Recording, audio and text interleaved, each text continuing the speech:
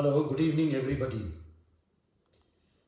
प्रभु यीशु मसीह के नाम में आप सबों को नमस्कार, शालोम। मेरा विश्वास है आप सब लोग अच्छे हैं, स्वस्थ हैं, भले चंगे हैं, व्यवस्थित हैं और पूरे हफ्ते भर परमेश्वर ने आप सबों को आशीष दिया है और आप अपने परिवार के साथ स्वस्थ पाए जाते हैं। मेरी परमेश्वर से यही प्रार्थना आप सब के लिए है। आज शाम को परमेश्वर ने हमको समय दिया है कि 1-1.25 घंटे का समय हम परमेश्वर के साथ व्यतीत कर सकें, उसके साथ समय बिता सकें, और इसलिए हम परमेश्वर को भी आज शाम के इस समय के लिए धन्यवाद देते हैं। कितने ऐसे थे जिनको ये समय नसीब नहीं हो पाया, पर परमेश्वर ने हमको समय दिया, हम परमेश्वर पिता को धन्यवाद देते हैं। सारी विपरीत परिस्थितियों में, सारी बदलती हुई परिस्थितियों में, परिवर्तित होती परिस्थितियों में परमेश्वर फिर भी स्थिर है। हमारा परमेश्वर सॉवरेन परमेश्वर है, वो संप्रभु परमेश्वर है, वो सत्ता पर विराजमान है और सारी बातों के ऊपर उसका कंट्रोल है। और इसलिए हम परमेश्वर पिता को धन्यवाद देंगे उसके बीइंग के लिए, उसके व्यक्तित्व के लिए, उसके अनुग्रह के लिए। वो हमारा सर्वशक्तिमान पिता परमेश्वर है। और आज शाम का जो संदेश का जो सार होगा वो वही कुछ होगा। वो हमारा पिता है, वो हमारा बाप है, वो हमारा फादर है, वो हर परिस्थितियों में हमारे लिए उपलब्ध रहने वाला परमेश्वर है। और आइए आज शाम की इस आराधना को हम औपचारिक रूप से प्रारंभ करें परमेश्वर के वचन में से पढ़ने के माध्यम से। यहोवा का धन्यवाद करो, उससे प्रार्थना करो, देश देश के लोगों में उसके कामों का प्रचार करो, उसके लिए गीत गाओ, उसके लिए भजन गाओ, उसके सब आश्चर्य कर्मों पर ध्यान करो, उसके पवित्र नाम की बड़ाई करो। यहोवा के खोजियों का हृदय आनंदित हो। आइए हम एक छोटी दुआ करेंगे, उसके बाद हम गीतों के द्वारा परमेश्वर की इस आराधना का प्रारंभ हम करेंगे। हमारे सामर्थ्य प्रभु, हम धन्यवाद देते हैं आज शाम के समय के लिए। धन्यवाद देते हैं जीवन की आपाधापी के बीच में, परिवर्तित होते समयों के बीच में, अप्रत्याशित और अभूतपूर्व समयों के बीच में प्रभु तूने अपनी आशीष हमको दी कि हम तेरे नजदीक में आ सकें और तेरी संगति हम कर सकें। तू हमारा पिता है, हमारा अब्बा है, हमारा बाप है, हमारा फादर है। हम धन्यवाद देते हैं परमेश्वर पिता इस अश्योरेंस के लिए जो तू हमको लगातार देता रहता है। आज शाम की पूरी आराधना को हम तेरे हाथ में सौंपते हैं। हम तमाम उन लोगों के लिए प्रार्थना करते हैं जो इस ऑनलाइन सर्विस में जुड़ते चले जा रहे हैं। हम तेरा धन्यवाद मानते हैं परमेश्वर पिता तमाम उन लोगों के लिए, और होने देना कि ईमानदारी के साथ सारे के सारे लोग, कलीसिया के लोग तेरी संगति के लिए उपस्थित हो सकें और अपना समय तुझको देने वाले हो सकें। इस पूरी आराधना का अल्फा और ओमेगा तू होवे प्रभु। हम समर्पण अपना तेरे हाथ में करते और छोटी विनती को अपने उद्धारकर्ता प्रभु यीशु मसीह के धन्य और मीठे नाम से इस विनती को मांग लेते हैं, आमीन। आइए हम परमेश्वर की महिमा में अपने स्थानों पर बैठे हुए हम लोग गीत गाएंगे। गीत का नंबर 74, गीत का नंबर 74, यीशु है मेरा धन्य निश्चय, मन में देता आनंद विजय। गीत का नंबर 74, 74, 7, 4।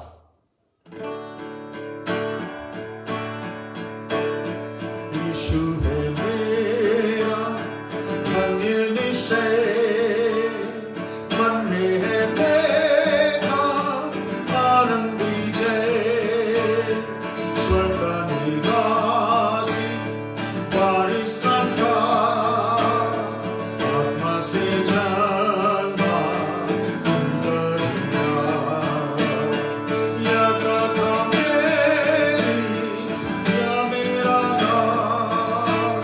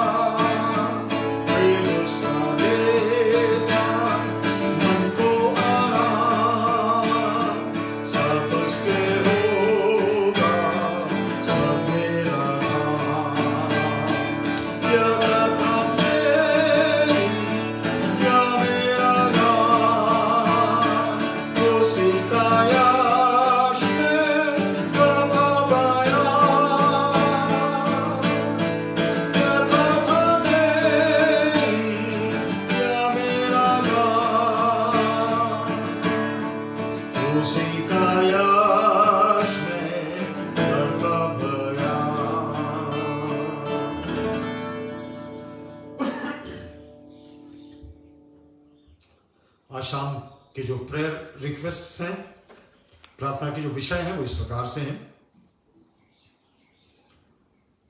आइए हम निरंतर प्रार्थना करते रहें इस एपिडेमिक के लिए, इस महामारी के लिए जो संसार में फैली हुई है कोरोना वायरस के रूप में, भारतवर्ष के लिए, संसार के दूसरे अन्य देशों के लिए, तमाम उपायों के लिए और विशेष रूप से परमेश्वर के इंटरवेंशन के लिए, परमेश्वर की उपस्थिति के लिए। कई बार हम ऐसा महसूस करते हैं कि शायद परमेश्वर कहां गया। क्या परमेश्वर है? या परमेश्वर इन परिस्थितियों को देखभाल करने वाला परमेश्वर है? क्या इन तकलीफों और परेशानियों और ट्रॉमेटिक स्थिति में परमेश्वर हमारे साथ है? कई बार ये प्रश्न हमारे सामने आता है और आज शाम का जो प्रत्युत्तर है वचन के माध्यम से वो इसी टॉपिक पे आधारित है कि परमेश्वर है, परमेश्वर है। और आइए हम इन तमाम परिस्थितियों के लिए प्रार्थना करेंगे। लगातार प्रार्थना करते रहिए तमाम उन मजदूरों के लिए जो कि भिन्न भिन्न क्षेत्रों से अपने अपने घरों में पहुंचने की तैयारी कर रहे हैं। एक्सीडेंट्स आपने सुना, उनकी परिस्थिति आपने समझी और जानी, उनके माध्यम से जो वायरस फैल रहा है उसके बारे में आप जान रहे हैं। पर आइए उन लोगों के लिए भी दुआ करें, उनको भी परमेश्वर के अनुग्रह की आवश्यकता है, परमेश्वर के बचाव की आवश्यकता है, उपायों की आवश्यकता है। उनके लिए भी आप लगातार दुआ करते रहिए। सारे मेडिकल स्टाफ्स के लिए, नर्सेस के लिए, पैरामेडिकल फोर्सेस के लिए जो तन्मयता के साथ मरीजों की सेवा कर रहे हैं, साधन संपन्नता ना होते हुए भी, पीपीई ना होते हुए भी वो लोग सेवकाई में लगे हुए हैं। लगातार उनके लिए दुआ करते रहें। आज के दिन के लिए हम धन्यवाद देते हैं और मैं सारी मम्मी लोगों को, माताओं को हैप्पी मदर्स डे बोलता हूं। आप लोगों के लिए, उन आशीषों के लिए जो हम सब ने, सारे परिवारों ने अपनी अपनी मम्मी लोगों से प्राप्त किया है। तो सारी माताओं के लिए हम विशेष रूप से प्रार्थना करेंगे और परमेश्वर को धन्यवाद देंगे। उन लोगों के लिए जो बिलासपुर से बाहर रहते हैं, हमारे परिवार के लोग हैं, विभिन्न परिवार के लोग हैं। हमारी कलीसिया में जितने परिवार पाए जाते हैं उनके बाल बच्चे, नाती पोते सब बाहर पाए जाते हैं, चाहे वो नौकरी के सिलसिले में बाहर हो या किसी और अन्य सिलसिले में। हम सबको प्रभु के नजदीक में लाएंगे। हर एक जनों के लिए, जवानों के लिए, कई जवान हैं मुझको मालूम है जो अपनी नौकरी के सिलसिले में अपने घर में हैं कि शायद इन दिनों में उनकी नौकरी लग जाती, पर इस पेंडेमिक के कारण, इस महामारी के कारण शायद उन बच्चों के लिए संभव ना हो पाए। उनके लिए भी दुआ करते रहिए कि परमेश्वर उनके लिए भी उपाय करे। तमाम जवानों के लिए, बुजुर्गों के लिए, हमारी मंडली के प्रत्येक लोगों के लिए हम विशेष प्रार्थना करेंगे। आज शाम के समय में हमारे प्रदेश के प्रथम मुख्यमंत्री अजीत जोगी के लिए, और अभी अभी उनके परिवार से मेरे पास फोन आया कि उनकी स्थिति बहुत क्रिटिकल है, किसी प्रकार का रिस्पॉन्स उनके शरीर से मिल नहीं रहा है और आप सबों की प्रार्थनाओं की आवश्यकता है और लगातार उनके लिए दुआ करते रहिए।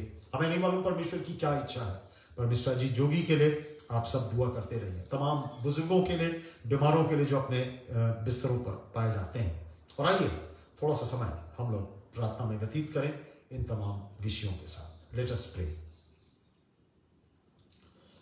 प्रभु, आज शाम के समय में हम तेरे पास आते हैं, हम तुझको धन्यवाद देते हैं।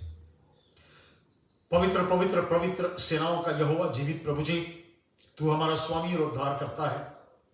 प्रभु जी, सृष्टि का तू निर्माता है, सारी बातें तेरे हाथ में निहित हैं। हमारा अब्बा और पिता है, जिसको हम अपना बाप कहकर बुलाते हैं, जिसको हम फादर करके संबोधित करते हैं, क्योंकि तू हमारा बाप है परमेश्वर पिता। आज शाम के संदेश में हम इन्हीं विषयों को गूढ़ता के साथ देखने का प्रयास करेंगे। पर आज संध्या के वक्त हम प्रार्थना के समय हम तुझसे दुआ मांगते हैं, विशेष रूप से इन तमाम बीमारी के लिए जो भारतवर्ष में और सारे संसार में फैली हुई है। प्रभु जी, लोग बहुत तकलीफदेह परिस्थितियों में है, संसार बंद है, भारतवर्ष बंद है, गरीब लोग अस्त व्यस्त हैं, लोग न मालूम, उनको सूझता नहीं कि वो क्या करें और क्या न करें। व्यापार बंद है, ट्रेड्स जो होते थे वो बंद हैं, दुकानें बंद हैं, मजदूरों की मजदूरी मिल नहीं पा रही है। बड़ी विकट परिस्थिति है, हमें समझ में नहीं आता कि क्या किया जाए। और तमाम उन लोग जो कि ज्यादा अफेक्टेड लोग हैं, प्रभु हम सब के लिए दुआ मांगते हैं। विशेष रूप से उन बीमार लोगों के लिए जो इस बीमारी के माध्यम से ग्रसित है प्रभु, भारतवर्ष में, संसार के दूसरे अन्य देशों में, जहां जहां भाई ये बहुत विभीषिका फैली हुई है, ये बीमारी बहुत भयानक रूप से फैली हुई है प्रभु, हम चाहते हैं यीशु मसीह में होकर प्रभु तेरा कंट्रोल उसके ऊपर हो सके, ओ तेरी दया हो सके प्रभु। तू सृष्टि का परमेश्वर है, तू सॉवरेन परमेश्वर है, संप्रभु परमेश्वर है प्रभु, सबके ऊपर तू विराजमान है। खुदा बाप, हम चाहते हैं होने देना कि लोग अपनी गलतियों को समझ सकें। हम सब प्रभु जी अपनी परेशानियों को तेरे हाथ में सौंपते हैं प्रभु जी। हो सकता है हमारी गलतियों के कारण, सांसारिक गलतियों के कारण ये तमाम समस्याएं हमारे जीवन में आती हैं, हमारे देश में और हमारे संसार में आती हैं, हमें नहीं मालूम प्रभु जी, पर फिर भी हम चाहते हैं खुदा बाप इससे पहले की स्थिति और भी बदल जाए, परिस्थिति बदतर हो जाए प्रभु, हम तुझसे दुआ मांगते हैं खुदा बाप, इस संसार के ऊपर दया करना, भारतवर्ष के ऊपर दया करना।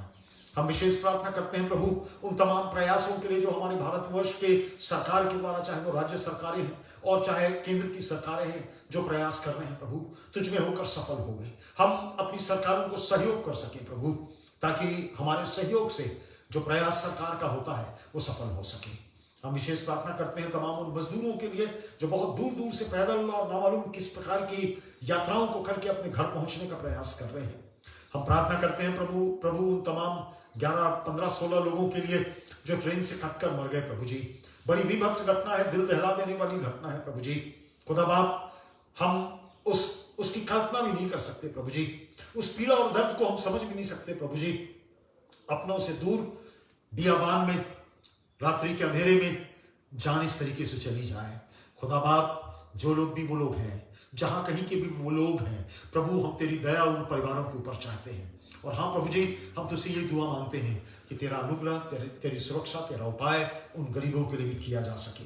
जो मजदूर अपने घर में लौट रहे हैं उनको मदद करना प्रभु, कि वो अपने घरों पे लौट सकें। सरकार जो इंतजाम कर रही है वो तेरी ओर से प्रभु जी और भी पुख्ता हो सके। आज शाम के समय में हम विशेष रूप से प्रार्थना करते हैं प्रभु जी, खुदा बाप, तमाम उन बीमार लोगों के लिए, और विशेष प्रार्थना करते हैं मिस्टर अजीत जोगी के लिए प्रभु जी। धन्यवाद देते हैं उनके जीवन के लिए, धन्यवाद देते हैं उनकी विश्वस्तता और विश्वासी योग्यता के लिए, धन्यवाद देते हैं प्रभु उनके राजनीतिक जीवन के लिए, धन्यवाद देते हैं प्रभु उनके कंट्रीब्यूशन के लिए जो समाज में उनने किया है प्रभु।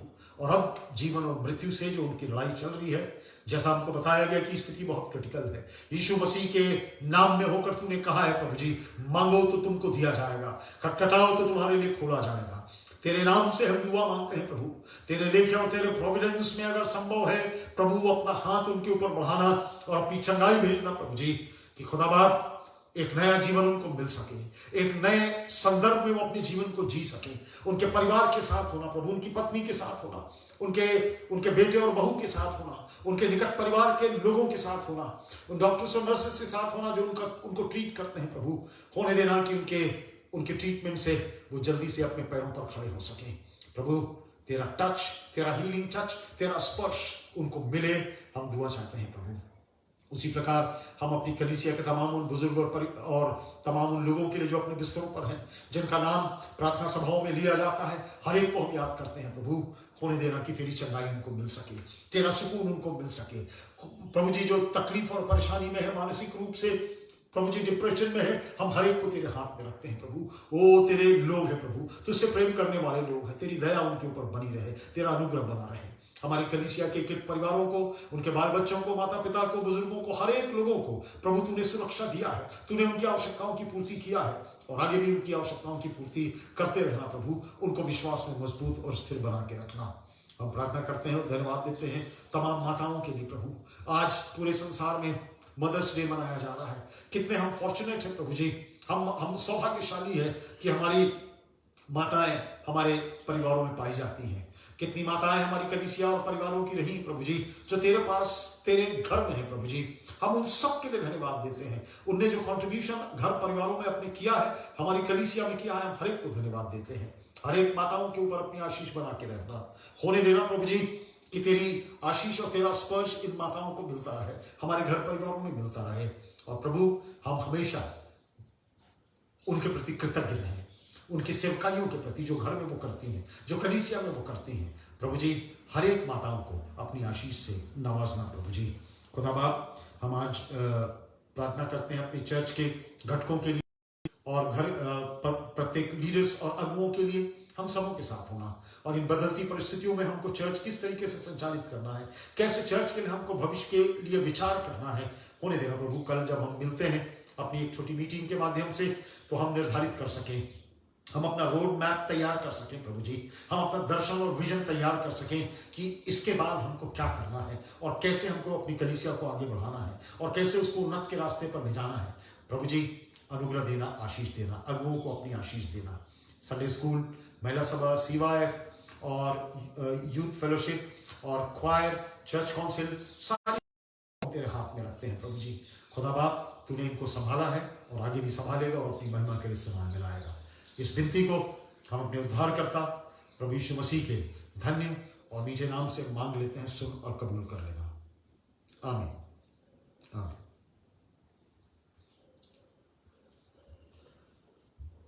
जो सूचनाएं हैं वो इस प्रकार से हैं। मैं विश्वास करता हूं कि भाई राम कुमार आपके पास आ रहे हैं और आपकी जो पिछले 2 महीने की ऑफरिंग्स हैं, महामारी ऑफरिंग्स हैं, वो आपसे कलेक्ट करते जा रहे हैं। मेहरबानी से आप रकम उनके सामने उनको गिन के दीजिए और लिफाफे के ऊपर उसका अमाउंट अवश्य लिख दीजिए, ताकि आपकी जो रकम है वो ट्रेजरर के पास जमा हो सके और उसकी रसीदें आपको व्यवस्थित रूप से मिल सकें। वो सब राम कुमार भाई अपना काम कर रहे हैं और इसलिए राम कुमार भाई को भी मैं धन्यवाद देना मांगता हूँ। बुधवार को, आने वाले बुधवार को हम अपनी जो बाइबल स्टडी का जो सिलसिला है उसको हम प्रारंभ रखेंगे। आपसे अनुरोध है, समय निकालिए, आप घर में हैं, समय निकालिए, बाइबल स्टडी के लिए बैठिए, दूसरों को भी बुलाइए और बाइबल अध्ययन हमेशा जो किया जाता है उसकी तैयारी में अपने आप को आप लगातार तैयार रखिए, ताकि हम सब मिलकर इस बाइबल स्टडी को कर सकें, जिसका आशय सेकंड कमिंग से है, इजराइल और यरूशलेम से है। तो आपको मैं धन्यवाद देना मांगता हूं कि आप बैठते हैं। मैं धन्यवाद देना मांगता हूं अडल्ट फेलोशिप को और CYF को, जिनके माध्यम से पिछले 1 महीने से भोजन सामग्री आश्रितों को बांटी जा रही है। आज ट्रेन में जाकर भोजन सामग्री बांटी गई और जो मजदूर बाहर से आ रहे थे उनको भोजन दिया गया। तो 2 जगहों में आज रिलीफ का काम किया गया। मैं धन्यवाद दूंगा सपन को, मैं धन्यवाद दूंगा आमोस सैमुअल को, मैं धन्यवाद दूंगा आशु बनाट को, जिन्होंने कठिन समय में चर्च की सेवकाई की है। परमेश्वर आप तीनों को आशीषित करे और आप सब लोगों ने जिन्होंने इस हेतु दान दिया, परमेश्वर आप सबों को आशीषित करे, आप सबों को अनुग्रहित करे और हम सबको परमेश्वर ये अनुग्रह देता रहे कि हम दूसरों की भी सेवकाई अवश्य करते रहें इन कठिन परिस्थितियों में।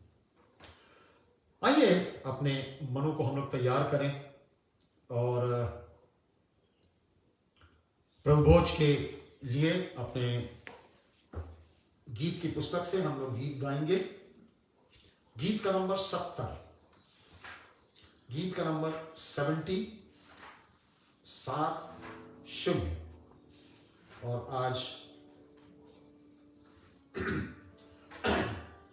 आज की इस विधि में हम सब सम्मिलित हो। तूने ही हे यीशु हमको बचाया और अपना अनमोल लहू बहाया। हम सब थे पापी, दुष्ट और निराश, कृपा से हुई त्राण की आस। गीत का नंबर 70। अपने मनों को आइए हम तैयार करें, इससे पहले कि हम प्रभु भोज की सेवकाई में सम्मिलित हो सके। तूने यीशु हमको बचाया और अपना अनमोल लहू बहाया। हम सब थे पापी, दुष्ट और निराश, कृपा से हुई त्राण की आस। मुक्ति की आस से सब जो निराश हो, मुक्ति की आस में विश्वास से अब ले लो। उसे ही दे तू ना हो उदास, यीशु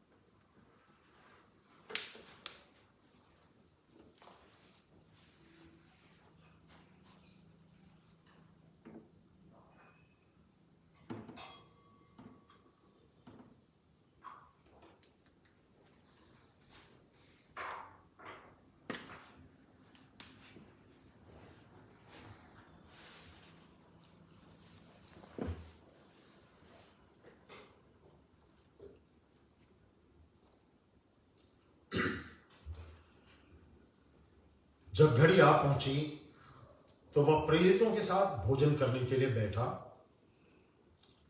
और उसने उनसे कहा, मुझे बड़ी लालसा थी कि दुख भोगने से पहले यह फसह तुम्हारे साथ खाऊं, क्योंकि मैं तुमसे कहता हूं जब तक वह परमेश्वर के राज्य में पूरा ना हो तब तक मैं उसे कभी ना खाऊंगा।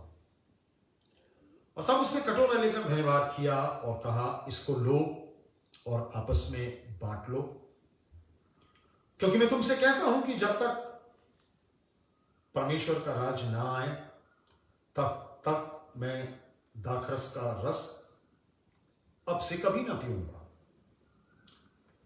फिर उसने रोटी ली और धन्यवाद करके उसे तोड़ी और उनको यह कहते हुए दी, यह मेरी देह है जो तुम्हारे लिए दी जाती है, मेरे स्मरण के लिए यही किया करो। इसी रीति से उसने भोजन के बाद कटोरा भी यह कहते हुए दिया, यह कटोरा मेरे उस लहू में जो तुम्हारे लिए बहाया जाता है नई वाचा है, नई वाचा है। परमेश्वर का हम धन्यवाद देते हैं इस दियारी के लिए जिसमें हम हर हफ्ते बैठते हैं और यह हमारे लिए बहुत सैक्रेड टाइम होता है, पवित्र समय होता है। यह समय हमारा व्यक्तिगत समय होता है परमेश्वर के साथ, और परमेश्वर के साथ व्यक्तिगत रूप से बैठने का जो सबसे बेहतर तरीका यह है कि हम अपने जीवन का आकलन अपने स्वयं से कर सकें। मैं अपनी पत्नी का आकलन नहीं कर सकता, मेरा बेटा मेरा आकलन आत्मिक रूप से नहीं कर सकता। मेरे लिए बहुत आवश्यक है, मेरे लिए बहुत आवश्यक है कि मैं व्यक्तिगत रूप से परमेश्वर के नजदीक में जाकर उस खुदा के पास जिसने मेरे लिए अपना लहू बहाया, जिसने मेरे लिए अपनी जान दी, कुर्बान किया, उसके नजदीक में आकर मैं अपनी बातों को उसके सामने में रख सकूं, मैं अपनी कालिख उसके सामने में रख सकूं, मैं अपने काले धब्बे उसके सामने में रख सकूं, मैं अपने पापों का जखीरा उसके सामने में रख सकूं और बता सकूं कि प्रभु ये मेरे जीवन के पाप हैं। और हम में से कई हैं जो बहुत अच्छा, पवित्र और व्यवस्थित जीवन जीते हैं, प्रभु के नजदीक में जीवन जीने वाले लोग हैं। परमेश्वर का धन्यवाद हो ऐसे लोगों के लिए। पर शायद जीवन की किसी एक मोड़ पर, जीवन की किसी एक एंगल पर आकर शायद हम अपने आप को सांसारिक ज्यादा महसूस करते हैं और आत्मिक कम महसूस करते हैं, और तब वो सारी परिस्थितियां हमारे जीवन में पैदा होती हैं जो शैतान उत्पन्न करता है, परमेश्वर से दूर ले जाता है। हम चाहते हैं कि जब हम इसमें सम्मिलित हों तो हम याद कर सकें उस प्रभु को जो हमारे लिए मारा गया, जो हमारे लिए गाड़ा गया, जो हमारे लिए जीवित हो गया, जो आज भी जीवित है और फिर से मुझको और आपको लेने के लिए आने वाला है। आइए उन तमाम जाने और अनजानी परिस्थितियों को जो हमारे साथ गुजरी, जिसके माध्यम से हम पाप और अपराध में फंस गए, प्रभु से माफी मांगे, प्रभु से कहें, प्रभु आई एम वेरी सॉरी, प्रभु मैं माफी चाहता हूँ, प्रभु मैं माफी चाहता हूँ। यदि मेरे जीवन से जाने और अनजाने में, सोच और विचार से, कार्य से पाप हुए हैं, प्रभु आई एम वेरी सॉरी, प्रभु मैं माफी चाहता हूँ। आइए जब इस विधि में हम सम्मिलित होते हैं अपना समर्पण करें। आप में से जो बुजुर्ग हैं, आपके परिवार, आपके जो अगुए हैं आपके घर के, जैसा मैं आपसे हर हफ्ते कहता हूं, वो रोटी लेकर पहले बांट दें अपने प्रियों को और उसके बाद कटोरा लेकर बांट दें। और जब मैं यहाँ से अनाउंसमेंट करूँगा, जब मैं लूँगा, आप सब लोग भी एक साथ लें और 1 मिनट रहकर हम मौन प्रार्थना अपने लिए करें, अपना आकलन करें और फिर अपना जीवन प्रभु को समर्पित करें। Let us pray. आइए दुआ करें। हमारे सामर्थी प्रभु जी, तू हमारा बाप है, हमारा पिता है प्रभु। जीवन में पाप कर कर हम कहां भागे प्रभु, कितनी दूर तुझसे जाएं, किस शेल्टर में हम जाकर छुपे प्रभु जी। प्रभु तू हर परिस्थितियों का परमेश्वर है, तू हमारे साथ है। किसी भी परिस्थितियों में हम क्यों ना पहुंच जाए, प्रभु तू वहां पर रहने वाला परमेश्वर है। आज शाम के समय में जब इन्हीं कुछ परिस्थितियों में हम तेरे बदन में सम्मिलित होना मांगते हैं प्रभु, हम तुझसे प्रार्थना करते हैं, यदि जाने और अनजाने में हमारे जीवन से पाप हुए हैं प्रभु, जाने और अनजाने में हमने कोई मन में गलत विचार किया है, किसी के लिए सोचा है, किसी का दिल दुखाया है, तुझको क्रूस पर चढ़ाया है प्रभु जी, हम माफी चाहते हैं प्रभु, हम माफी चाहते हैं।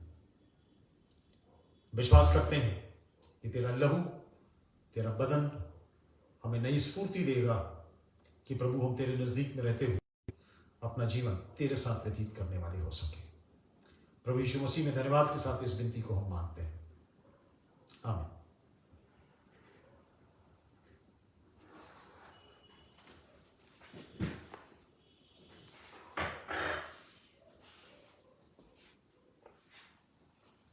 प्रभु की देह है जो आपके लिए तोड़ी गई, प्रभु का लहू है जो आपके लिए बहाया गया।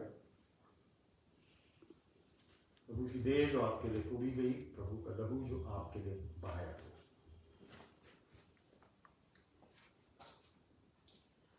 प्रभु की देह जो हम सब के लिए तोड़ी गई, हमारे पापों के लिए तोड़ी गई, हमारे गुनाहों के लिए तोड़ी गई। प्रभु का लहू जो हमारे पापों की क्षमा के लिए क्रूस पर बहाया गया। आइए हम सब एक साथ इसमें सम्मिलित हों।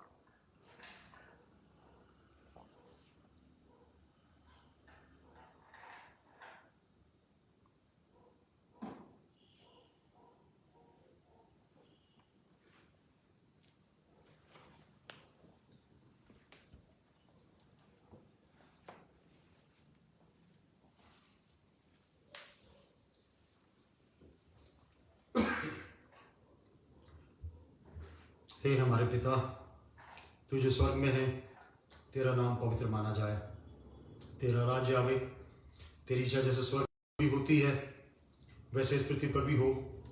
हमारे दिन भर की रोटी आज हमें दे, और जैसे हमने अपने अपराधियों को क्षमा किया वैसे तू हमारे अपराधों को क्षमा कर, और हमें परीक्षा में न डाल बल्कि बुराई से बचा, क्योंकि राज, पराक्रम और महिमा सदा तेरे हैं, आमीन।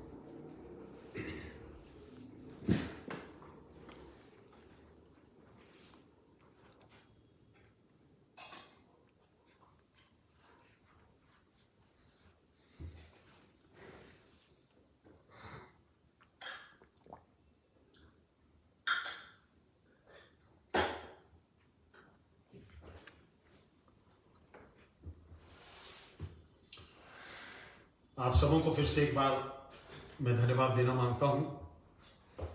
अपने व्यस्ततम समयों में से समय निकालकर आप सब उपस्थित होते हैं, और हमारे पास इसके सिवा और कोई दूसरा चारा भी नहीं है कि हम परमेश्वर की आराधना में इस तरीके से कलीसियाई रूप में इकट्ठे हो सकें। इसलिए हम परमेश्वर पिता को धन्यवाद दें इस टेक्नोलॉजी के लिए, इस विज्ञान के लिए जो परमेश्वर ने हमको दिया है।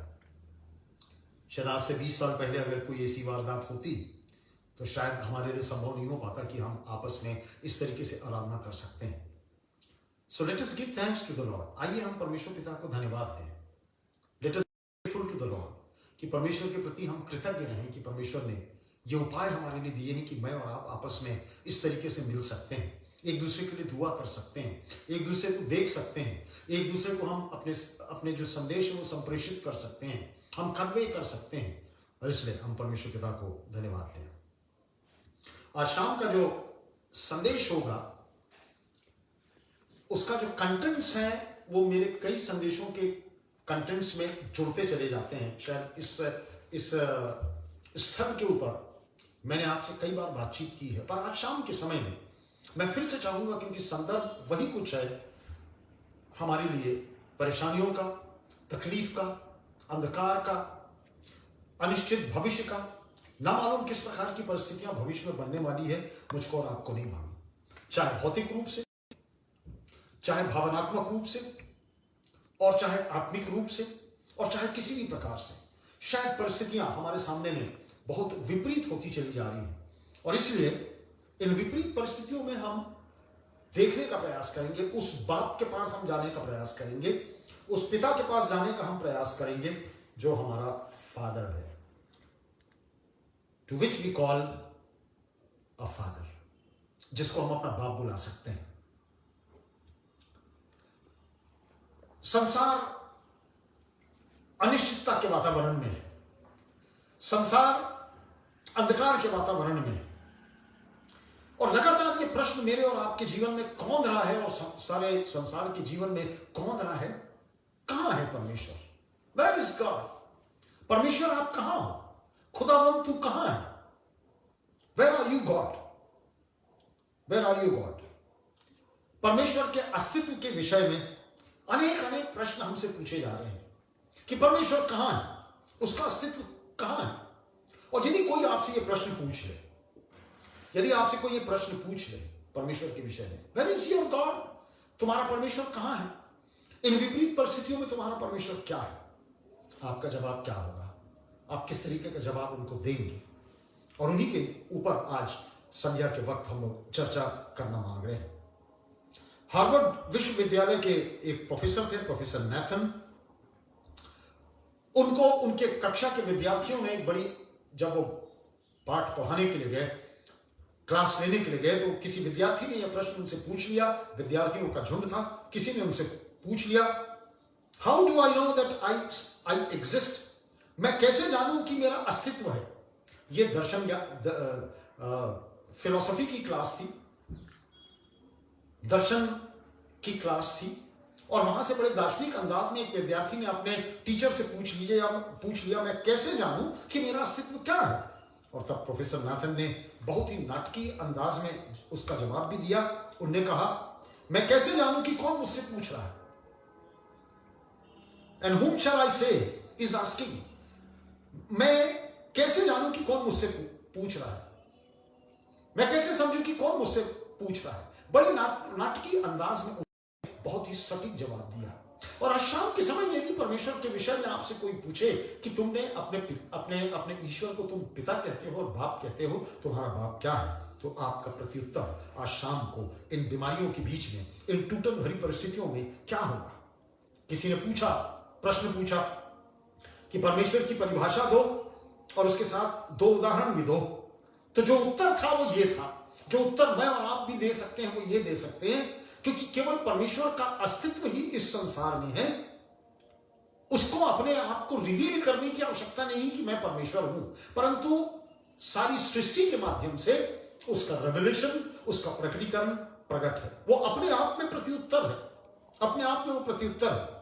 सारे दूसरे प्राणी जो है, एंटिटीज जो है, उनकी स्थिति भिन्न है, क्योंकि वो परमेश्वर के माध्यम से बनाए गए हैं। परमेश्वर तो है, परमेश्वर सृष्टि में विद्यमान है, उसका अस्तित्व है, और परमेश्वर जो है वो अपने आप में परिपूर्ण है, अपने आप में संपूर्ण है, और इसीलिए उसके अस्तित्व के ऊपर उंगली उठाई नहीं जा सकती है। और उसके अस्तित्व का प्रत्यक्ष जो प्रमाण है, उस परमेश्वर के, अद्वैत परमेश्वर का जो प्रत्यक्ष परिमाण है, वो प्रभु यीशु मसीह के प्रकटीकरण में है। परमेश्वर के प्रकटीकरण में है प्रभु यीशु मसीह के रूप में, कि प्रभु यीशु मसीह परमेश्वर का पुत्र, उसने इनकारनेशन लिया, उसने परमेश्वर का प्रतिरूप धारण किया और हमारे बीच में वो आया, वो पैदा हुआ, हमने उसको देखा और जाना। और इसी कारण, उस प्रकटीकरण के कारण, उस इनकारनेशन के कारण हम परमेश्वर को अपने बीच में प्रभु यीशु मसीह के रूप में दे सकते हैं। तो जो पुनः जो प्रश्न आज शाम के समय में है वो ये है, आपको मैं इस बीमारी की भयावहता को दर्शाने का प्रयास कर रहा हूं कि कल यदि वो बीमारी मेरे और आपके परिवार में आ गई, कल वो बीमारी हमारे घर के कई सदस्यों को लग जाए और ऐसा संभव हो कि शायद मृत्यु अवश्यम भावी है, आपका जो प्रश्न है वो आज शाम के समय में क्या होगा? खुदा बाप आप कहां हो? Where are you God? Who are you God? परमेश्वर आप हैं? परमेश्वर आप हैं कि नहीं है? परमेश्वर आप कौन है, कहां है? परमेश्वर वस्तुतः कैसा है, कैसा है? और यही प्रश्न आज शाम के हमारी आराधना में जो हम संदेश सुन रहे हैं, ये यही प्रश्न है जिसको हम देखना चाहते हैं, हम अपना उत्तर खोजना मांगते हैं। और मैंने आपको शायद लॉकडाउन के आसपास बंद होने के 1-2 हफ्ते के पहले या बाद में ये संदेश मैंने दूसरा इतिहास उसका 20वां अध्याय और उसकी कुछ आयतों से दिया था यहोशापात के विषय में।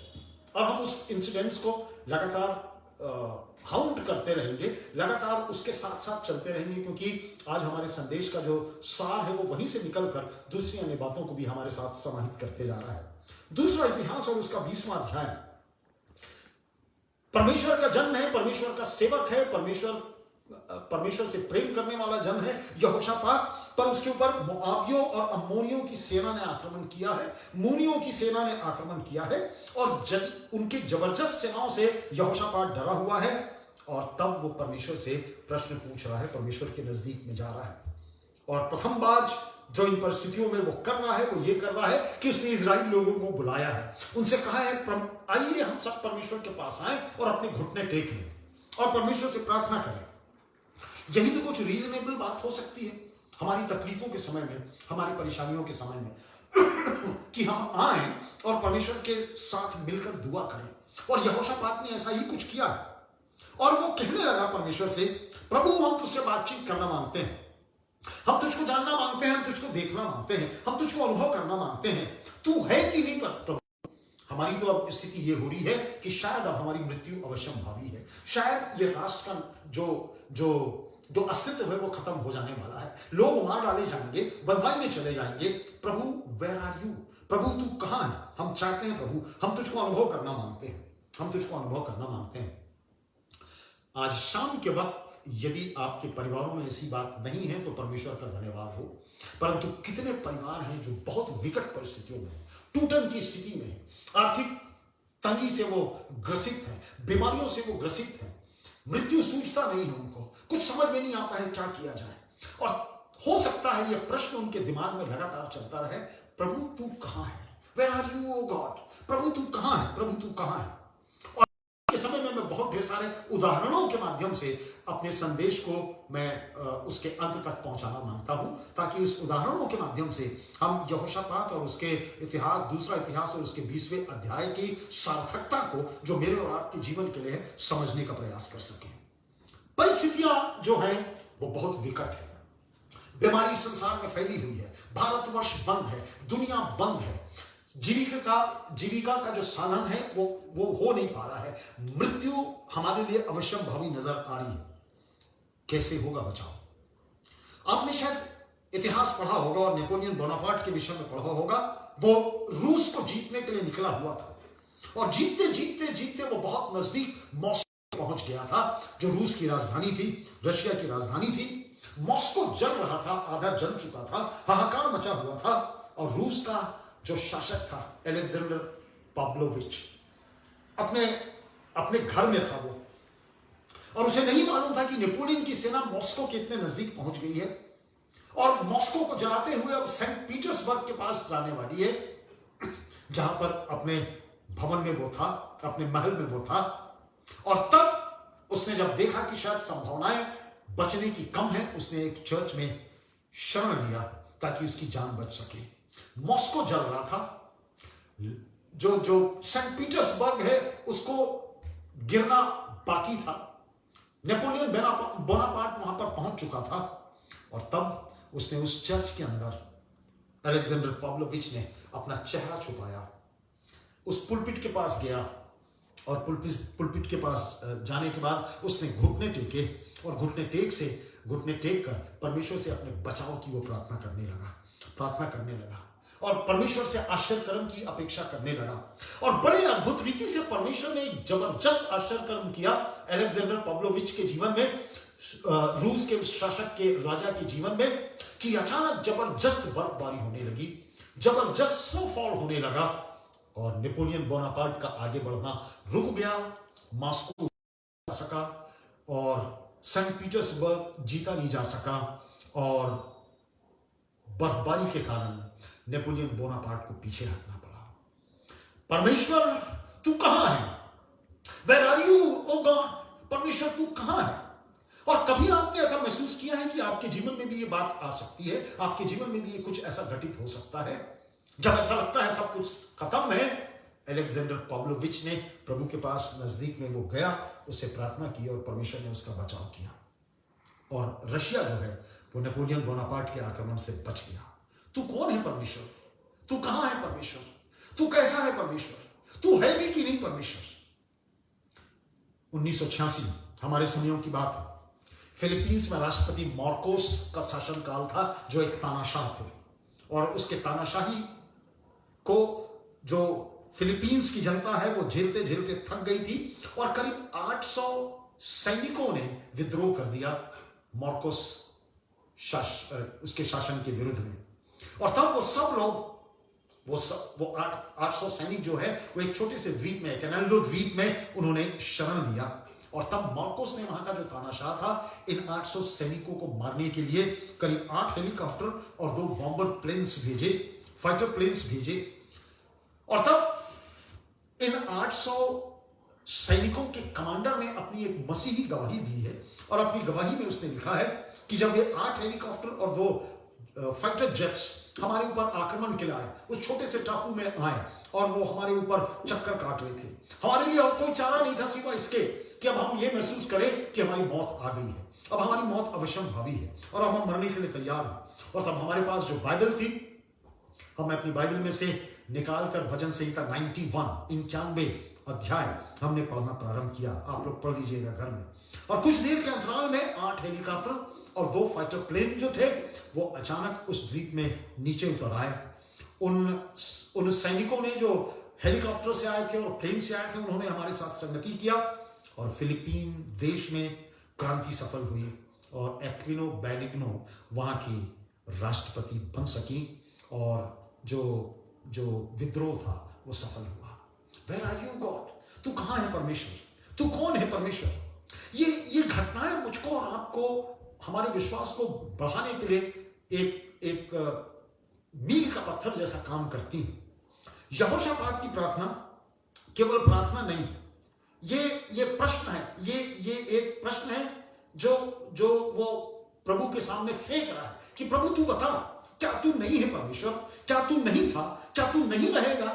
परिस्थितियां तो विपरीत है हमारे साथ, बीमारियों से हम ग्रसित हैं, हमें नहीं मालूम आज जीवन है, कल हमारा समाप्त हो जाए, पर आज क्या होने वाला है। पर आज की परिस्थितियों में परमेश्वर तू हमारे साथ है। हम इन घटनाओं को देखते चल रहे हैं कि परमेश्वर हमको दिखा रहा है कि परमेश्वर साथ है। विपरीत परिस्थितियों में भी परमेश्वर साथ रहने वाला परमेश्वर है। और इसलिए इन 3 प्रश्नों को हम बहुत संजीदगी से देखने का प्रयास करेंगे, बहुत नजदीकी से देखने का प्रयास करेंगे। शायद इन प्रश्नों का उत्तर देखते देखते, एक प्रश्न का उत्तर सॉल्व करते करते, तीनों प्रश्नों का प्रत्युत्तर हमको मिल जाए, क्योंकि हमारे जीवन के आसपास हमारे परमेश्वर पिता रहते हैं। क्या तू नहीं है परमेश्वर? क्या तू नहीं है? क्या तू नहीं? यदि आज रात्रि के समय में आपसे प्रार्थना करने के लिए कहा जाए और यदि आप उपरोक्त पदों को एक पेपर में लिख लें, परमेश्वर पिता तू है कि नहीं है, तो आप परमेश्वर के बारे में कैसे दूसरों को बताएंगे? उसकी परिभाषा कैसे देंगे? और बाकी प्रश्नों का प्रत्युत्तर कैसे देंगे कि परमेश्वर तू है, तू था और तू रहेगा? दूसरों को मैं और आप कैसे बताएंगे? कैसे जान सकते हैं मैं और आप? यदि आपके जीवन में समस्या है और आप प्रभु के साथ, प्रभु के नजदीक में जाना मांगते हैं, आप कैसे उससे बातचीत करेंगे? आप कैसे अपनी समस्याओं को उसके नजदीक में रखेंगे? कैसे उससे समाधान प्राप्त करेंगे? चार्ल्स स्पर्जन, जो जब धर्म प्रचारक थे, मसीह धर्म प्रचारक थे, उन्होंने कहा था, और उन्होंने कहा था मसीहियों को परमेश्वर को जानने की सबसे अच्छी व्यवस्थित बात जो है वो परमेश्वर का वचन है और परमेश्वर के ऊपर विश्वास है। परमेश्वर के वचन को पढ़ो और परमेश्वर के ऊपर विश्वास करो। परमेश्वर को जानने की प्रथम सीढ़ी यही कुछ है। संसार का जो उच्चतम ज्ञान है, दर्शन की जो बातें हैं, इंटेलेक्चुअलिटी की जो बातें हैं, हमारी अनेक कल्पनाएं हैं, दर्शन शास्त्र की बातें हैं, सारी शिक्षाएं हैं जो परमेश्वर के ज्ञान को हमको और आपको नहीं करा सकती। वो ज्ञान, परमेश्वर का ज्ञान मुझको और आपको नहीं दे सकता है।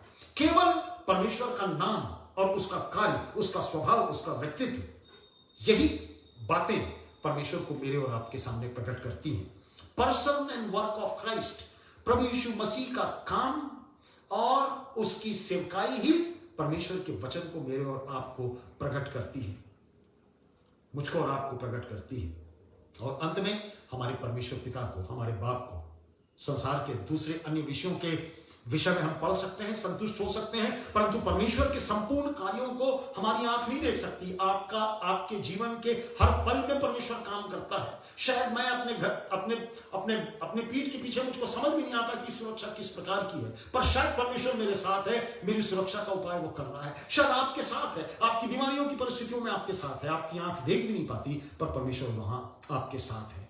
और तब जब मैं और आप महसूस करते हैं, यस, ये परमेश्वर ने मुझको बचाया है, मेरे परिवार को इस तरीके से उसने निकाला है, मेरे परिवार की समस्या का समाधान इस तरीके से किया है, और तब आप सोचने के लिए मजबूर हो जाते हो कि आप इतने क्षीण और कमजोर हो, कितने क्षीण और कमजोर हो। और तब हम ये सोचते हैं, हमको सोचना पड़ता है, I am but of yesterdays and know nothing. मैं भी कल का ही तो हूं, मेरे को कुछ भी नहीं मालूम है, मेरे को कुछ भी नहीं मालूम है, मैं उसके विषय में कुछ नहीं जानता। क्या वो परमेश्वर आपका है आज की परिस्थितियों में? 1960 के दशक में जब अंतरिक्ष यात्री पहली बार चंद्रमा के अंधेरे क्षेत्र की ओर गए और वहां से वापस आने के लिए पुनः अपने रॉकेट को उन्होंने दागा और उन्होंने अंतरिक्ष की झलकियां देखी जो तब तक किसी मनुष्य ने नहीं देखी थी, किसी अंतरिक्ष यात्री ने नहीं देखी थी। उन्होंने देखा कि कैसे क्षितिज पर पृथ्वी एक नीले और सफेद रंगों में लिपटी चादर के समान ऊपर उठ रही है, धीरे धीरे ऊपर उठ रही है, सुंदर वो पृथ्वी ऊपर उठ रही है। उन अंतरिक्ष यात्रियों के पास कहने को कुछ शब्द नहीं थे, वे किंग कर्तव्य विमूढ़ थे उस पृथ्वी की सुंदरता को देखकर। उस अनुभवों को बयां करने के लिए कोई लेखक उनके पास नहीं था, ना कोई उनकी मदद कर सकता था, कोई दर्शन शास्त्री उनकी मदद नहीं कर सकता था, कोई संगीतकार उनकी मदद नहीं कर सकता था। और सहसा उन अंतरिक्ष यात्रियों ने इस भव्य और अत्यंत सुंदर दृश्य को देखकर उनके मुंह से अनायास यूं ही निकल गया, और वो शब्द थे, इन द बिगिनिंग गॉड। सृष्टि के प्रारंभ में परमेश्वर ने, in the beginning God created heavens and earth, आदि में परमेश्वर ने आकाश और पृथ्वी की सृष्टि की। कभी महसूस किया है आपकी जीवन की कठिनतम परिस्थितियों में, कभी आपके मृत्यु के नजदीक जाने वाली परिस्थितियों में इस परमेश्वर को मैंने और आपने अनुभव किया है? और इसलिए जो प्रश्न है लगातार रेलिवेंट हमारे लिए होते चले जाते हैं, हमारे लिए लगातार वो सार्थक होते जाते हैं, ये पूछने के लिए परमेश्वर तू है कि नहीं है? Are you not? कौन है ये परमेश्वर? What is he really like? वो किसके समान है? हम में से अधिकांश लोग अनुभव से उससे जानते हैं और बतलाना भी चाहते हैं। यदि मैं आपसे गवाही पूछूं, हर एक परिवार की और हर एक व्यक्ति के लिए एक गवाही है कि कैसे इस परमेश्वर ने उनके साथ उनके जीवन में काम किया है, उनके जीवन में काम किया है। आश्चर्य कर्म आपके और मेरे जीवन में परमेश्वर ने किया है, हमारे परिवारों में किया है, हमारे घरों में किया है, हमारे बच्चों के साथ किया है, हमारे बुजुर्गों के साथ किया है, हमारे पूर्वजों के साथ किया है। वो आश्चर्य कर्म परमेश्वर ने किया है।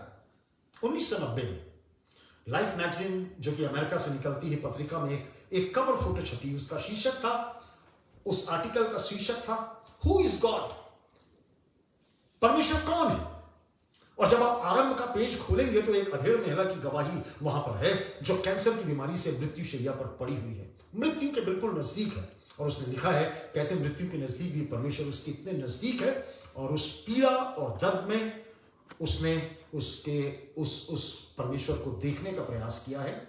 उस पीड़ा और दर्द में, वो दर्द और पीड़ा महसूस यदि आप करेंगे तो आपको समझ में आएगा कि उस पीड़ा और दर्द में भी परमेश्वर आपके साथ है। इस महिला ने अपनी गवाही दी है। दूसरा पन्ना पलटा जाता है 1990 की इस लाइफ मैगजीन का, और दूसरा पन्ना पलटने पर एक पास्टर की मार्मिक कहानी है, एक पादरी की मार्मिक गवाही वहां पर है कि कैसे उसने अपना डबल जीवन जिया, पापमय जीवन जिया, और वो एड्स की बीमारी से पीड़ित है, और परमेश्वर की दया के लिए उसकी क्षमा की अपेक्षा रखा हुआ है। जीवन के इस अत्यंत कठिन दौर में, मृत्यु के नजदीक, दया की मार्मिक अपील परमेश्वर से वो कर रहा है। घमंड ना करें मैं और आप। इस व्यक्ति ने, इस पास्टर ने परमेश्वर से पश्चाताप करके उसकी दया की अपेक्षा वो रखा हुआ है। गॉड इज देयर, परमेश्वर है, परमेश्वर है। और ऐसी कितनी गवाहियां हैं जो उस परमेश्वर के विषय में बता देती हैं कि वो है, परमेश्वर है, अवश्य। परंतु बाइबल हमें बताती है कि परमेश्वर, जो बाइबल का परमेश्वर है, वो संप्रभु परमेश्वर है। He is a sovereign God, he is a commutable God. वो अडिग, दृढ़ और स्थिर रहने वाला परमेश्वर है, अनचेंजिंग गॉड है। परमेश्वर का वचन मुझको और आपको बताता है वो है, और उसने अपने आप को रिवील भी किया है। सब प्रकार से उसने अपने आप को प्रकट किया है मेरे और आपके लिए। और उस परमेश्वर को किसी भाषा के दायरे में बांधा नहीं जा सकता, किसी थियोलॉजिकल दायरे में, धर्म सिद्धांत के दायरे में, सीमा में रखा नहीं जा सकता।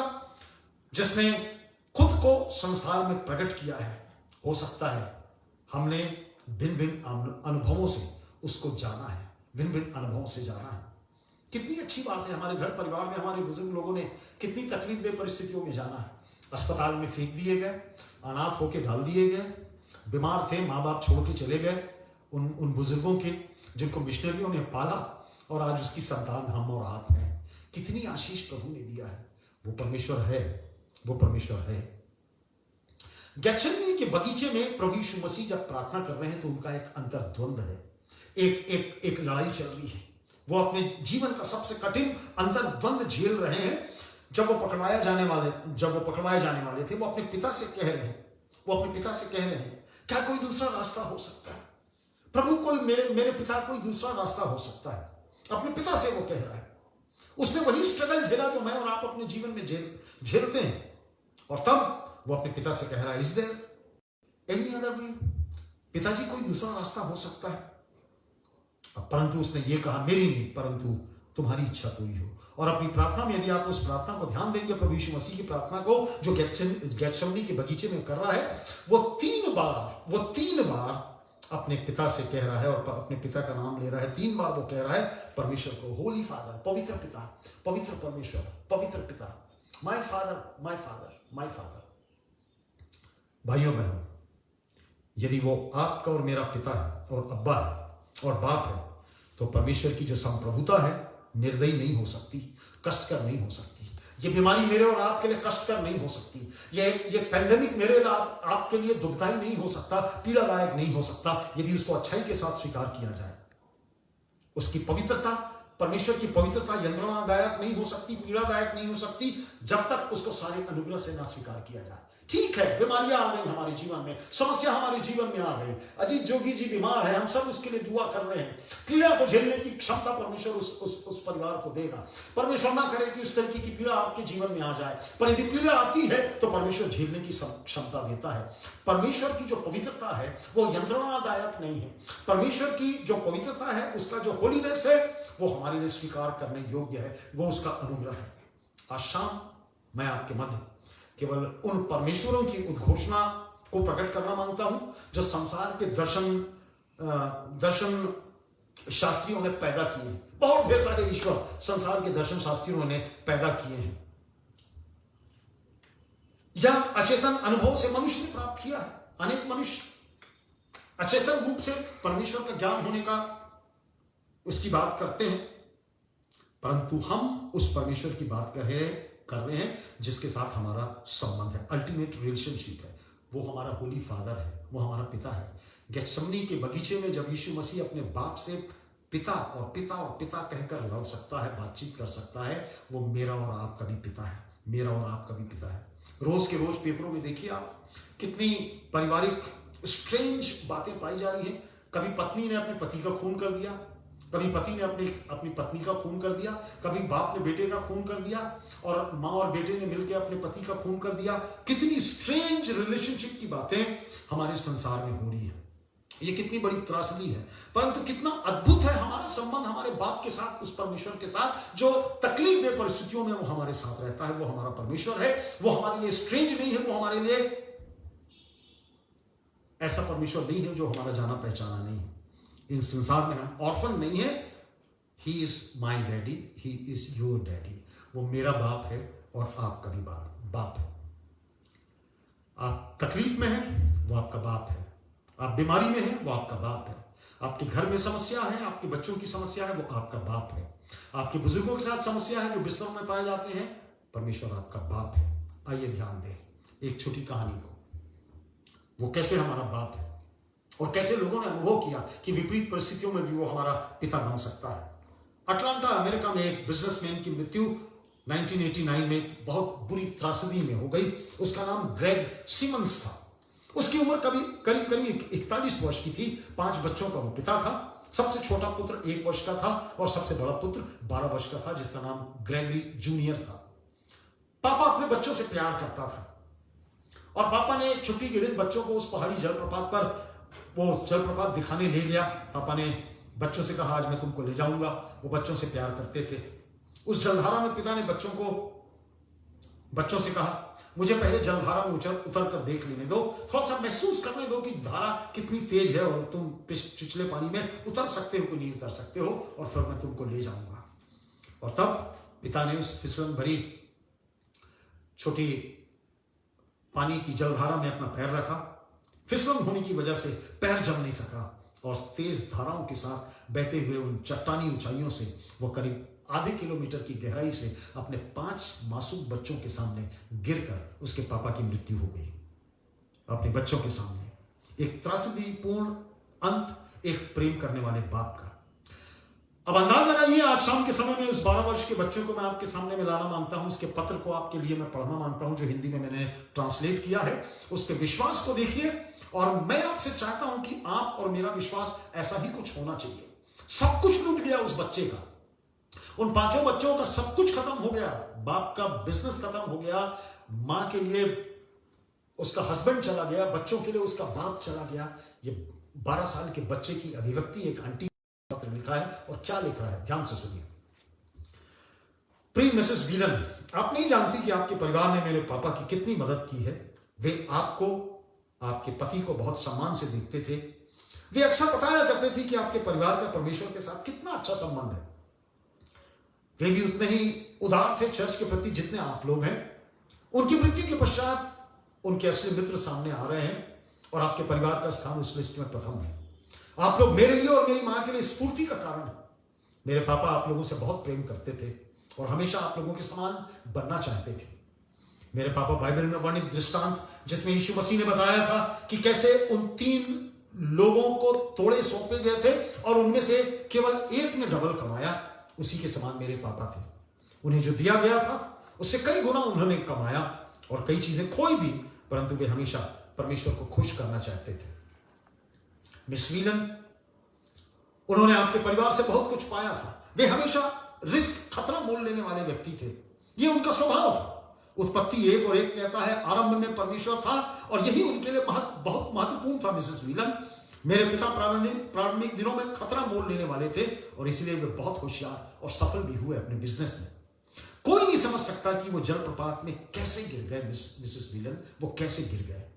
मेरे लिए और मेरे, आप सिर्फ यह करना कि इस गुत्थी को कभी भी खोदने और सुलझाने का प्रयास मत करना कि वे जलप्रपात की अनंत ऊंचाइयों से कैसे गिर के मर गए। मेरे पापा अपने बच्चों की खातिर खतरा मोल लेते हुए मर गए। इतनी ऊंचाइयों पर वे निश्चिंत थे कि हम बच्चे सुरक्षित होंगे। आप शायद बहुत कुछ सोच सकती हैं इस विषय में। केवल 6 लोगों ने इस घटना को देखा है और केवल 3 लोग ही समझ सकते हैं कि अंत में ऐसा क्या हुआ था। मिसेस व्हीलन, उन 3 लोगों में मैं एक जन था। मेरी मां ने अपना खजाना खो दिया। मिसेस व्हीलन, दूसरों ने ग्रेग को खो दिया। आपने अपना अच्छा मित्र खो दिया। मेरे दादी ने अपना बेटा खो दिया। ग्रेग की बहनों ने अपना भाई खो दिया। और मेरे लिए मिसेस व्हीलन, ये बहुत भिन्न है, ये डिफरेंट है। ये घटना मेरे लिए, ये लॉस बहुत अलग है।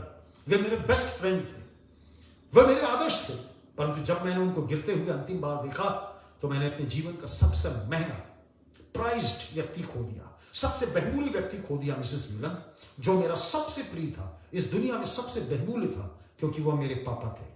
Because he was my dad. केवल मेरे और मेरे पापा। मैंने 3 दिन पहले एक सपना देखा था। वो शायद सपना नहीं भी था, सच था। मेरे पापा मुझसे मानो कह रहे थे मैं ठीक हूं। थैंक यू मिसेस व्हीलन, एक अच्छे मित्र होने के लिए आपका, ग्रेग जूनियर। इस 12 साल के बच्चे की मार्मिकता जो इस पत्र में प्रतिबिंबित की गई है, उसके दर्द को समझने का प्रयास आपने किया। इन परिस्थितियों में भी वो परमेश्वर के साथ है। God, are you not? परमेश्वर क्या तू नहीं है? परमेश्वर हमारे जीवन के उजेले पक्ष का भी परमेश्वर है और परमेश्वर हमारे जीवन के अंधेरे पक्ष का भी परमेश्वर है, क्योंकि वो हमारा बाप है। He is our father, he is my dad. वो हमारा पिता है, वो हमारा पिता है, वो हमारा पिता है। जिसके सामने हम घुटने टेकते हैं और सिर झुकाते हैं और अपनी संप्रभुता में उस संप्रभुता में जो दयालु है, जो दयामंद है, जो प्रिय है। तुम कौन हो परमेश्वर? ये परमेश्वर है, ये परमेश्वर है। आखिरी की 2-3 घटना जल्दी से मैं बताकर संदेश को समाप्त करूंगा, जो कि बहुत अच्छी हैं, आपको याद रखने के लायक वो घटनाएं हैं जो इस बात को रिवील कर रही है कि परमेश्वर है। भाइयों बहनों, आपकी कठिनतम परिस्थितियों में वो आपके साथ है, आपके परिवार के साथ है, आपके घर के में वो है, आपके बुजुर्गों के वो साथ है, मेरे साथ है, हमारी कलीसिया के साथ है। अलेक्जेंडर सोल्जित्सिन, मेरे समय की बात है, जब मैं 1974 में मैं कॉलेज में पढ़ा करता था। ये रशियन राइटर थे जिन्होंने गुलाग आर्चिपेलागो लिखा था और उस समय उनको साहित्य का नोबेल पुरस्कार मिला था, जबकि सोवियत रूस हुआ करता था और उनको देश से निकाल दिया गया, देश निकाला कर दिया गया। सोवियत रूस की जो शासन जो था वहां से उनको देश से बाहर कर दिया गया, अमेरिका चले गए वो।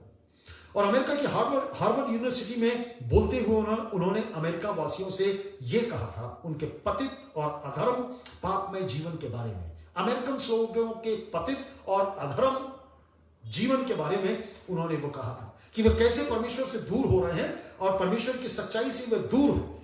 उन्होंने अमेरिकन लोगों से कहा था, रशिया के इतिहास पर दृष्टि डालो, उस देश का क्या हुआ जब उन्होंने अपनी धार्मिकता छोड़कर कम्युनिज्म को स्वीकार कर लिया। वो देश उजड़ गया और सभी छात्राओं ने जोरदार आवाज देकर उनके विचारों के प्रति अपनी सहमति व्यक्त की थी, जबरदस्त उनका स्वागत किया था। जो मुद्दा अलेक्जेंडर सोल्जित्सिन उठा रहे थे वो यह था कि अमेरिका देश ने परमेश्वर के कार्यों को जो उसने अमेरिका देश के लिए किया था उसको भुला दिया है, उसको भुला दिया है। एक कम्युनिस्ट देश का नागरिक अमेरिका में जाकर याद दिला रहा है कि आपने अपने परमेश्वर को भुला दिया। और मैंने और आपने भी, जब परमेश्वर को हम भूलते हैं अपने जीवन में, अपने परिवार में, अपने व्यक्तिगत जीवनों में, तो आज अमेरिका की जो स्थिति है, और 1974 में भी उस समय अमेरिका अपने शबाब पर था, पर अलेक्जेंडर सोल्जित्सिन ये कह रहे हैं कि आपने प्रभु को छोड़ दिया है और इसलिए विपत्ति आपके जीवन में आ गई है। और अभी भी अमेरिका जिस स्थिति से गुजर रहा है, मैं यहां से भविष्यवाणी नहीं करना मांगता, आप समझदार हैं कि वहां की क्या स्थिति है, पर मेरा ये कहना है कि जब हम परमेश्वर को छोड़ते हैं परिस्थितियां ऐसी कुछ बनती है। परमेश्वर, क्या तूने नहीं किया? तू तो रहने वाला परमेश्वर है, तूने कुछ नहीं किया परमेश्वर इन परिस्थितियों में। यहोशापात तो हारने वाला है, परंतु परमेश्वर तू कहां है? 1971 की घटना, 1971 वियतनाम की लड़ाई। एक प्रीचर था, उसका नाम था फेम हिन। उस क्षेत्र में वो अंग्रेजी का एक अकेला जानकार था, मिशनरियों के साथ वो काम करता था, अमेरिकन लोगों के साथ उसने काम किया था और वो बाइबल को जानता था और एक अच्छा विश्वासी था, मसीह था। और वियतनाम में जब कम्युनिस्ट सरकार बनी, उसको पकड़ लिया गया, उसको कैद कर लिया गया, उसको जेल खाने में डाल दिया गया। और जेल खाने में जब डाला गया, उसको कार्ल मार्क्स और एंगल्स के और लेनिन के साहित्य उसको दिए गए ताकि वो भी साम्यवादी बन जाए। और तब उसने ये गवाही दी, मेरा ब्रेन वॉश किया जाने लगा कि मैं प्रभु यीशु मसीह को भूल जाऊं, परमेश्वर पर विश्वास ना करूं, और मैं रोज रोज की प्रताड़नाओं से तंग आ चुका था। और तब एक दिन मैंने अपने जीवन में निर्णय लिया, कल सुबह से मैं परमेश्वर के ऊपर विश्वास करना बंद कर दूंगा, प्रार्थना करना बंद कर दूंगा। बाइबल तो मेरे पास है नहीं, अब मैं बाइबल क्या पढ़ूं, और मैं क्रिश्चियन नहीं रहूंगा। दूसरे दिन सुबह उसकी ड्यूटी लैट्रिन में लगाई गई, टॉयलेट साफ करने की लगाई गई। और फेम ने अपनी गवाही में बताया यह काम बहुत गंदा था, विभत्स था, परंतु प्रथम दिन में सारे टॉयलेट पेपर्स डस्टबिन में मिले जिसमें गंदगी साफ करके वहां पर डाल दी गई थी, जिसे उसको उठाकर फेंकना पड़ता था। उन टुकड़ों में कागज का टुकड़ा उसको मिला जिसमें इंग्लिश में कुछ ऊपर में लिखा हुआ था। और तब उसने सोचा, मुझे अंग्रेजी पढ़े कई दिन हो चुके हैं, कई महीने बीत चुके हैं, लिहाजा मैंने उस गंदे पेपर को चुपचाप पानी से साफ किया और उसको अपने पॉकेट में रख लिया ताकि रात को मैं उस लिटरेचर को पढ़ूं। और रात्रि में मैंने चुपचाप टॉर्च की रोशनी में उस पन्ने को देखा। दाहिनी और ऊपर में रोमियो और उसका 8वां अध्याय ऐसा लिखा हुआ था, और मैंने पढ़ना प्रारंभ किया, रोमियो 8 और उसके आगे से। उसने कहा, फेमहिन ने कहा, प्रभु तो मुझको एक दिन भी अपने से अलग रहने नहीं दिया, मैं तेरा विश्वासी था। कम्युनिस्ट ने मुझको आकर जेल खाने में डाल दिया, मैंने ये प्रण किया कि मैं तुझसे दूर चला जाऊंगा, मैं कम्युनिस्ट बन जाऊंगा, मैं तुझको छोड़ दूंगा, प्रार्थना करना छोड़ दूंगा। प्रभु तूने एक दिन में मुझको नहीं छोड़ा, एक रात तूने मुझको नहीं छोड़ा और दूसरे दिन अपना वचन मुझको दे दिया। और तब उस कमांडर ने कहा, उस कमांडर से उसने कहा कि मुझको रोज लेटरिन साफ करने दिया जाए। वह रोज लेटरिन साफ करता था और कमांडर द्वारा फेंकी गई वो नए नियम की प्रतियों से वो टॉयलेट साफ किया करता था और डस्टबिन में डाल देता था। और उन रोज नए नए कागजों को वो फैन हिन बटोर कर लाता था, टुकड़ों को बीन कर लाता था। और इस प्रोसेस में उसने पूरा रोमियो की पुस्तक को जमा कर लिया, परमेश्वर का वचन जेल खाने के अंदर। और आगे की जो स्टोरी है, वहां से वो जेल खाने से किसी भी प्रकार से भागा, अमेरिका पहुंच गया और वहां पे एक अच्छा बिजनेसमैन है और परमेश्वर का सेवक है। परमेश्वर तू कहां है? क्या तू नहीं है परमेश्वर? वो परमेश्वर है। Are you not God? Did you not? क्या तूने नहीं किया प्रभु? क्या तू नहीं करेगा? Will you not? यहोशापात यही 3 प्रश्न परमेश्वर से अंतिम अपने बचाव के तौर पर पूछ रहा है। मोआबियों, अम्मोनियों और मूरियों की चढ़ाई की तैयारी हमेशा बढ़त पर थी और शायद सांसारिक तौर पर वे शक्तिशाली थे और जीतने वाले थे, संख्या में ज्यादा थे और यहोशापात हारने वाला था। उन परिस्थितियों में परमेश्वर अपने आप को रिवील कर रहा है। तुम इस भीड़ से मत डरो, तुम्हारा मन कच्चा ना हो, क्योंकि युद्ध तुम्हारा नहीं परमेश्वर का है। क्यों डरे हम परमेश्वर से? हम अपनी समस्याओं के बीच में क्यों डरे? हम उस खुदा के पास जाएं, वो हमेशा रहने, वो हमारा बाप है, वो हमेशा रहने वाला परमेश्वर है। यहोशापात ने परमेश्वर से कहा था, परमेश्वर क्या तू इन परिस्थितियों में इंटरवीन, बीच बचाव नहीं करेगा? और उसने परमेश्वर का प्रत्युत्तर उसको मिल रहा है, वो मिल रहा है, लड़ाई मेरी है, केवल विश्वास रखो। कितनी सही परिस्थिति है जिसमें ऐसा लगता था यहोशापात के स्थान पर हम हैं और हम परमेश्वर से पूछ रहे हैं, परमेश्वर क्या तू नहीं है? परमेश्वर क्या तूने नहीं किया? क्या तू नहीं करेगा? मेरे घर की समस्या, मेरे बच्चे की समस्या, मेरी कलीसिया की समस्या, मेरे झुंड की समस्या, ये बीमारी की समस्या, पैसों की समस्या, तू कहां है परमेश्वर? और इन तमाम प्रश्नों को पूछने के बाद हमको ऐसा लगता है परमेश्वर का प्रत्युत्तर है, परमेश्वर कह रहा है, मैं हूं, मैं था और मैं रहूंगा, मैं हूं, मैं था और रहूंगा। इस टर्बुलेंट उथल पुथल वाली दुनिया में जिसमें हम जी रहे हैं, हमारे लिए कितना सुंदर ये संदेश है, कितना सुंदर संदेश है। परमेश्वर मुझसे और आपसे कह रहा है कि चिंता मत करो, मैं तुम्हारे साथ हूं। वो आता है, अपने बच्चों की कहराना सुनता है, उसका रोना सुनता है, उसका उत्तर देता है, उनके बीच में वो अपनी उपस्थिति देता है। यहोशापात ने बहुत कठिन समय में परमेश्वर को खोजा और पाया और उससे अपना निकास पाया। क्या आप अलेक्जेंडर पॉव्लोविच के समान परमेश्वर पर भरोसा रखेंगे, जिसने नेपोलियन की सेना को, रूस को ना जीतने के लिए परमेश्वर से प्रार्थना की और परमेश्वर ने उसकी प्रार्थना सुनी? उन 800 फिलिपिनो सैनिकों के समान आप परमेश्वर से दुआ करेंगे अपनी जान को बचाने के लिए, जिनकी मृत्यु परमेश्वर ने उनको बचा लिया? क्या 1960 के उन अंतरिक्ष यात्रियों के समान आप परमेश्वर पिता को समझने का प्रयास करेंगे और देखने का प्रयास करेंगे कि मैं और आप इस दुनिया में कितने छोटे लोग हैं, जिनकी कोई बात नहीं है, जिनकी कोई उपयोगिता नहीं है, पर परमेश्वर फिर भी मुझसे और आपसे प्रेम करता है। परमेश्वर संसार और ब्रह्मांड का बनाने वाला परमेश्वर है। 1990 में लाइफ पत्रिका में छपी गवाहियों, कैंसर पीड़ित महिला, एड्स ग्रसित पास्टर जो मृत्यु के नजदीक है, आपने समझा कि परमेश्वर फिर भी उनकी मदद और अगुवाई कर रहा है। 1989 में ग्रेग सिमंस की मृत्यु और उसके बेटे की मार्मिक गवाही, 12 साल का बच्चा गवाही दे रहा है, मेरे पिता तो गिर के मर गए, पर मैं विश्वास में मजबूत रहूंगा क्योंकि मैं प्रभु से प्रेम करता हूं। मैं प्रभु से प्रेम करता हूं क्योंकि मेरे पापा प्रभु से प्रेम करते थे। क्या मुझको और आपको ये सब बातें इंकरेज नहीं करती? 1971 में फैन हिन वियतनामी जेल में मृत्यु के नजदीक है। बहुत गंदा और विभत्स काम उसको दिया गया है, पर उस गंदे और विभत्स काम के बीच में उसको परमेश्वर का वचन मिल जा रहा है, उसको परमेश्वर का अनुग्रह मिल जा रहा है। अलेक्जेंडर सोल्जित्सिन, गुलाग आर्चिपेलागो के लिखने के माध्यम से नोबेल का साहित्य पुरस्कार मिला है। वो ये कह रहे हैं, अमेरिका ने, मसीहियों ने, और हो सकता है मैं और आपने, हो सकता है डिसाइपल्स ऑफ क्राइस्ट चर्च के लोगों ने परमेश्वर को छोड़ दिया है, परमेश्वर को छोड़ दिया है। उस परमेश्वर को जो परमेश्वर ने गरीबी के समय में मुझको और आपको संभाला है, जिस परमेश्वर ने हमारे घर परिवार और हमारे पूर्वजों की मदद और अगुवाई की है, जिस परमेश्वर ने मुझको और आपको व्हाइट कॉलर बनाया है, जिस परमेश्वर ने हमारे बाल बच्चों को इतनी आशीष दी जिसकी हम कल्पना नहीं कर सकते हैं, इतना कुछ दिया परमेश्वर ने जिसकी मैं और आप कल्पना नहीं कर सकते हैं। क्या वो परमेश्वर आपके लिए अभी भी नहीं कर सकता? क्या आप ऐसा महसूस करते हैं कि वो परमेश्वर आपके लिए नहीं करेगा? आपके परिवार के दुखों को वो सुख में बदल देने वाला परमेश्वर है।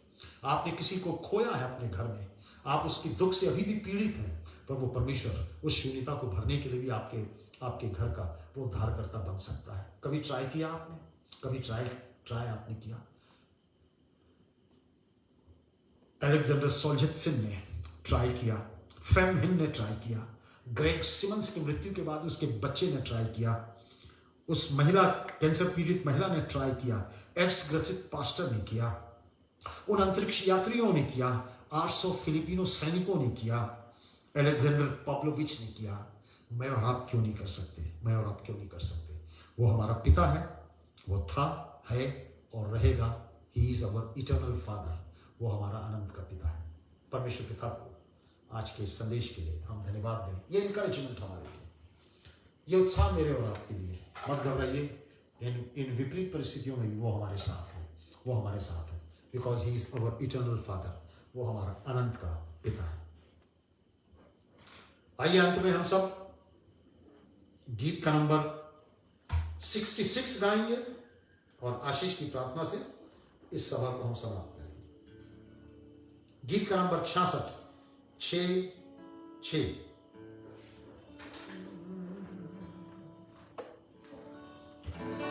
गा के सबको सुनाओ फिर जीवित सुसमाचार, समझू मैं उसका अर्थ और सार। जीवित सुसमाचार,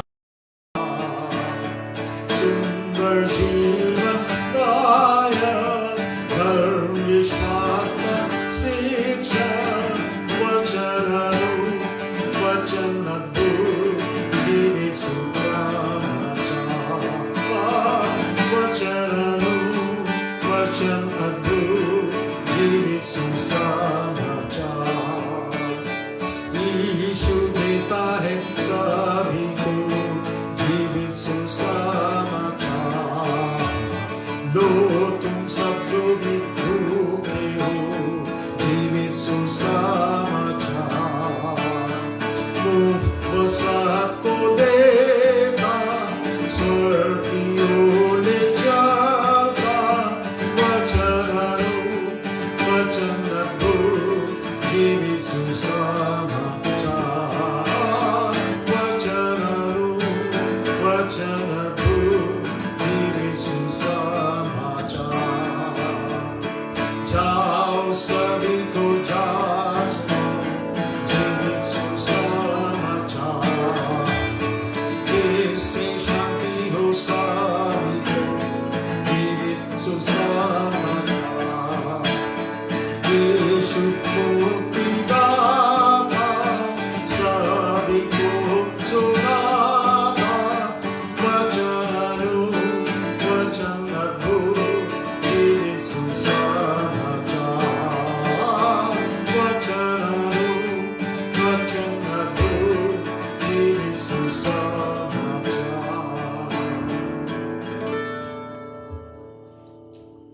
प्रभु हम एक बार फिर से तेरा धन्य मानते हैं। तू हमारा बाप है, हमारा पिता है, और तू कैसे हमको छोड़ सकता है प्रभु जी? हमारी सांसारिक बदलती हुई परिस्थितियों में, आंधियों और तूफानों के बीच में, सुनामी और महामारी के बीच में, भूकंप और कोरोना के बीच में, प्रभु तू संप्रभु परमेश्वर है, और तेरी संप्रभुता, तेरी सॉवरेनिटी जो है प्रभु जी, वो हमारे लिए कष्टकर नहीं है, वो सहने योग्य है। और इसलिए भी सहने योग्य है क्योंकि प्रभु उन परिस्थितियों में तू हमारे साथ रहता है।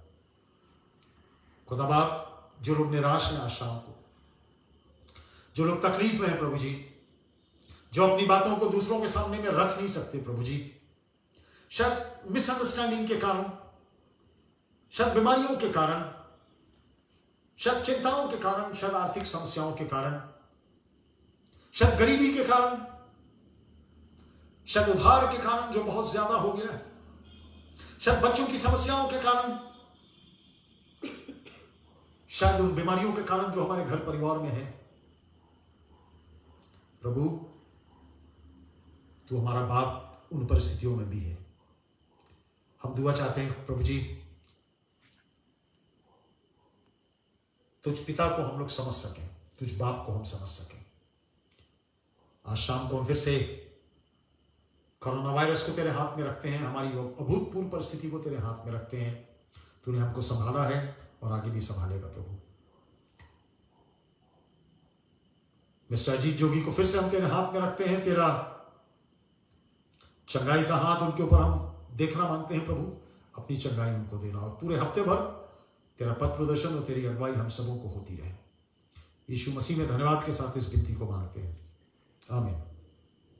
और अब जो तुम्हें ठोकर खाने से बचा सकता है और अपनी महिमा के भरपूरी के सामने मगन और निर्दोष खड़ा कर सकता है, उस अद्वैत परमेश्वर की महिमा, पराक्रम, गौरव और जलाल न केवल अभी परंतु आने वाले सब समयों में हम सबों के साथ होती रहे, आमीन, आमीन। Thank you very much once again. आप सबों को फिर से धन्यवाद आपके जुड़ने के लिए, आपके सहयोग के लिए। आइए अपने विश्वास को हम इन विपरीत परिस्थितियों में भी बढ़ाते रहें। परमेश्वर हर घर परिवार को अपनी आशीष से परिपूर्ण करें। Shalom. Thank you very much.